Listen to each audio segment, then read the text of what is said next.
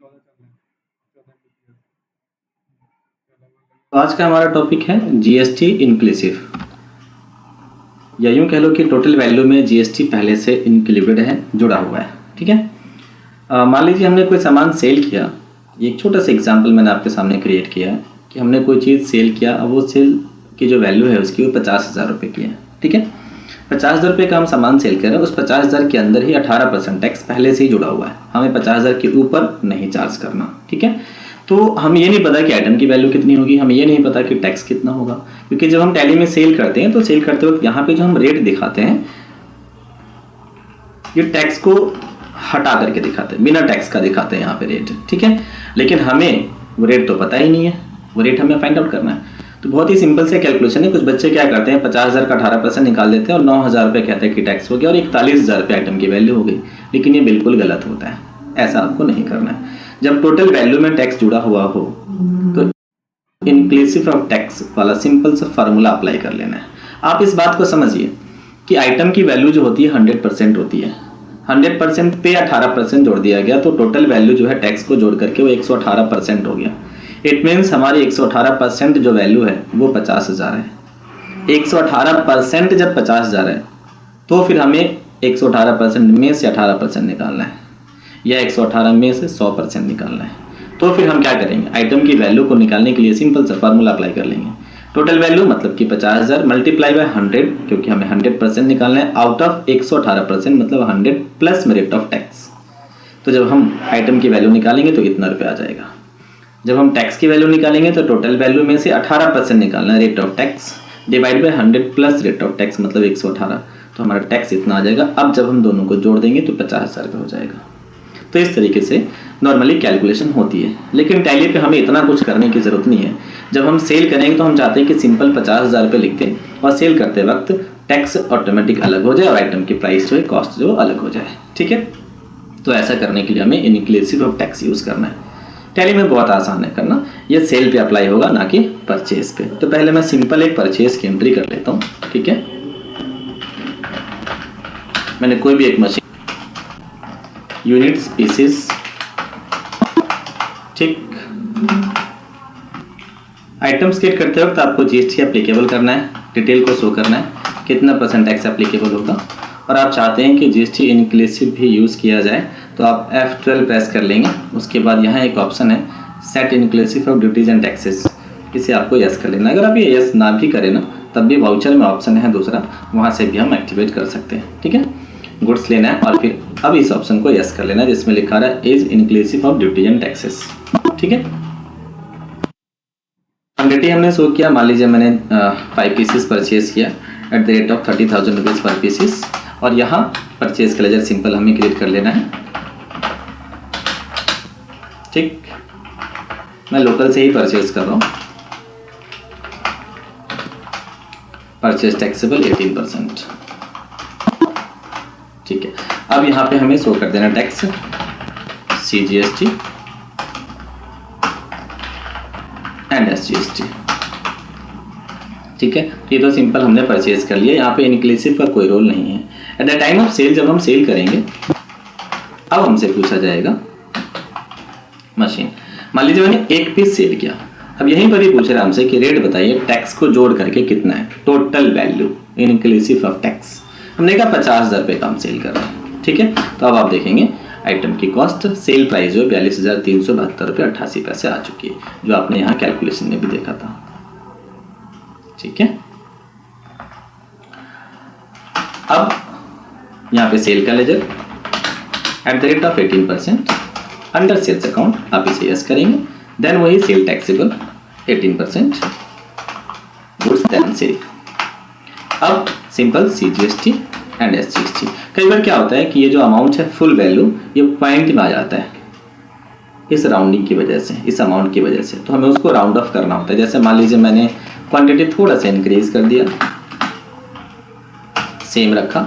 अब आप चेक करेंगे इस रेट को मैं चेंज कर रहा हूँ थोड़ा सा,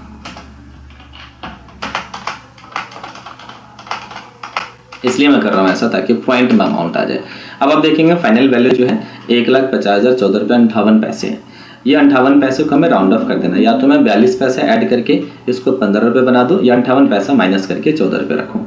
तो यहाँ पे आपको Alt+C करके एक लेजर बनाना है, क्या, राउंड ऑफ, या फिर आप राउंड ऑफ को शॉर्ट एंड एक्सेस भी बोल सकते हैं। ठीक है, F12 प्रेस करें, प्रोवाइड अलियास है ना, अलियास पे यस करेंगे आप। अब आप सेव करेंगे, यहाँ पे लिखेंगे राउंड ऑफ। राउंड ऑफ को शॉर्ट एंड एक्सेस बोलते हैं, तो अलियास में निक नेम में हम लिख देंगे शॉर्ट एंड एक्सेस।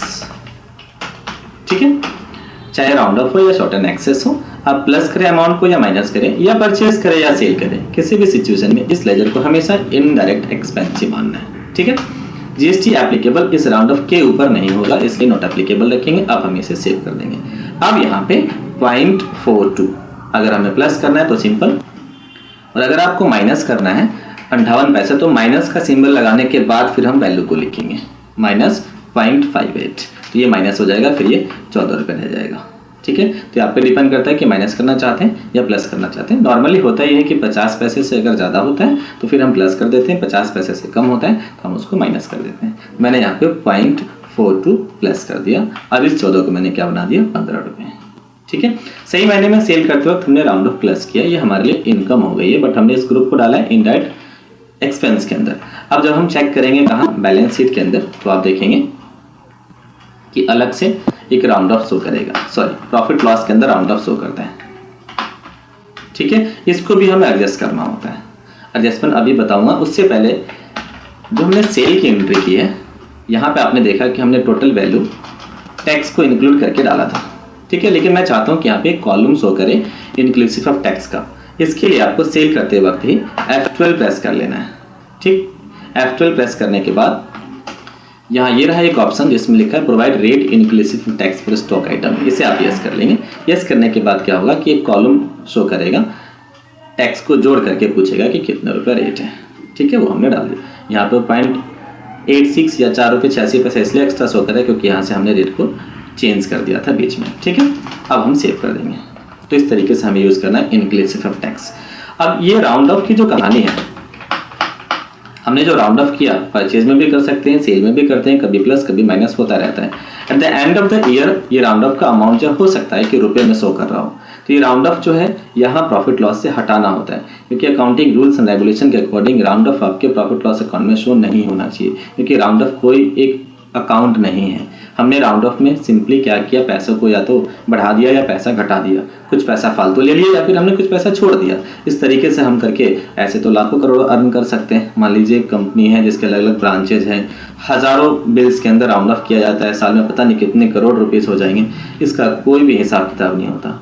इससे हमारे इनकम पे असर पड़ता है। तो गवर्नमेंट कहती है कि राउंड ऑफ को आप अपने प्रॉफिट लॉस से हटाओ।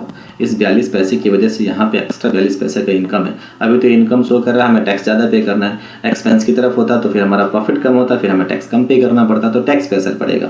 इसलिए इस राउंड ऑफ को हमें प्रॉफिट लॉस से रिमूव करना होता है, ट्रांसफर करना होता है, जिसके लिए हमें एक एंट्री करनी है जनरल वाउचर में। अब आप इस राउंड ऑफ पे एंटर करें और देखिए कि राउंड ऑफ का बैलेंस क्या शो कर रहा है, क्रेडिट।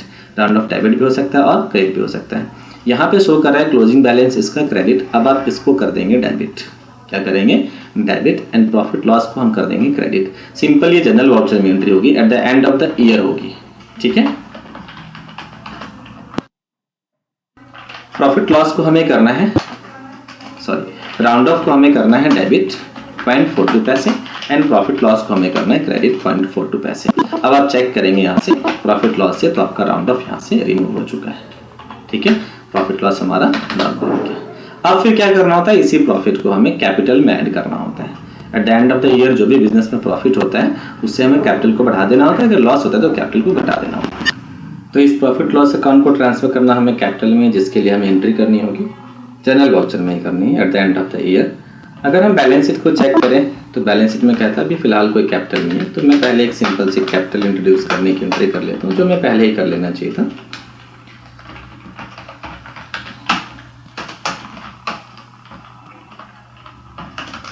ये हमने सिंपल 5 लाख रुपीज़ बिजनेस में इंट्रोड्यूस किया। ये अभी कैपिटल कह रहा है कि बिजनेस में कितना 5 लाख रुपीज़ है।